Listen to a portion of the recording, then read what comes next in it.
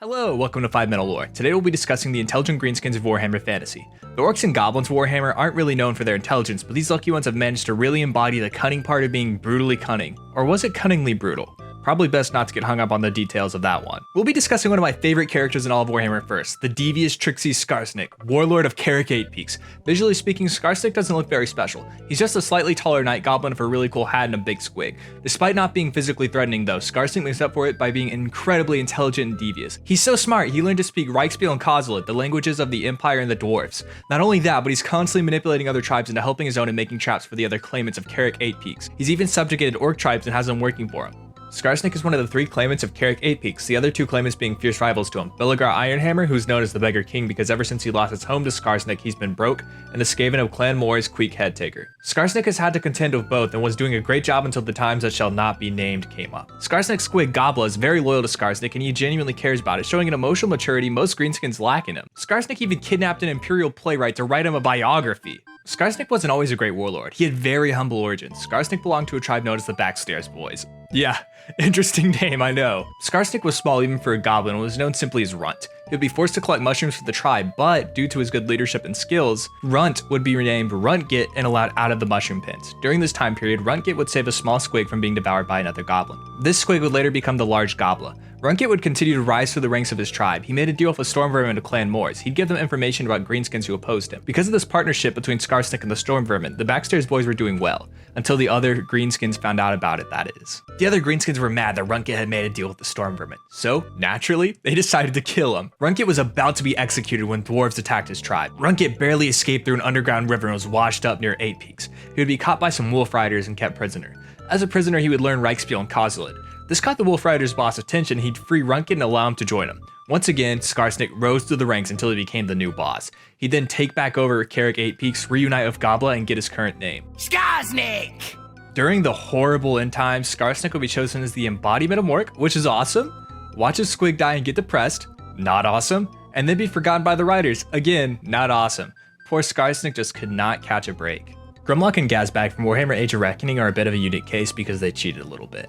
For some context, Warhammer Age of Reckoning is set in a side universe where some things are similar but a bit different. Grumlok and Gazbag are both pretty impressive for greenskins on their own, but Malekith kidnapped them and gave them some magical artifacts to increase their powers as well as being connected to Malekith's own mind.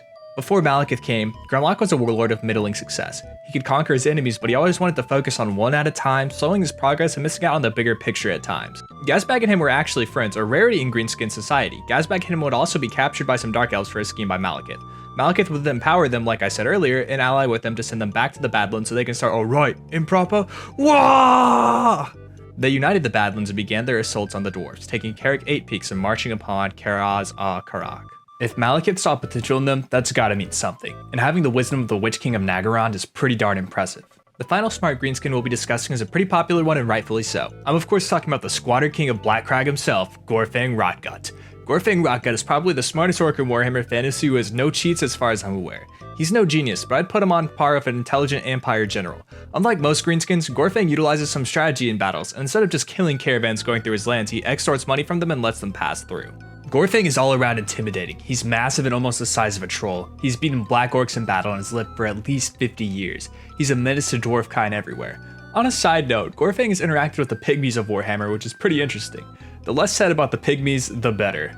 Gorfang also has an alliance with Skarsnik. Gorfang has an unreasonable hatred of dwarves and has a legendary rivalry with King Khazad-dûr. Gorfang and his boys attacked Karak Azul and kidnapped Khazad-dûr's family and worst of all, shaved Khazad-dûr's son's beard, nailed him to the throne and tattooed an orc symbol on him.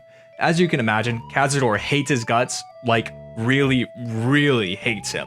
I would not be surprised if Gorfang has his own page in the Great Book of Grudges. Gorfang has also dueled Queek Headtaker and absolutely annihilated him. Thorgrim Grudgebearer would slay him and offer his head to Khazad-dûr, removing another grudge from the book. Thorgrim would swear to kill every orc involved with kidnapping Khazad-dûr's family after.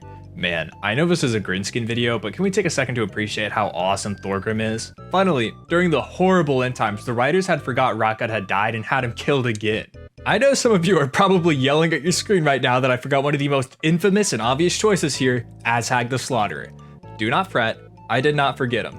I just already planned on giving him a solo video. For a basic rundown, he's an orc who found the crown of Nagash and it slowly made him more and more intelligent. Intelligent enough to recognize the bravery of humans standing up against his army and the tragedy of it. I think there's enough on him to justify a solo video. Greenskins were my first army, so I have a bit of a soft spot for them, and I love most of their characters. I'd love to see Gorfang and his rival fleshed out in Total War Warhammer. At the moment, they're both generic lords, and Skarsnik was probably one of my favorite campaigns back during Warhammer 2. If you like this video, I suggest you jump further down the Warhammer rabbit hole.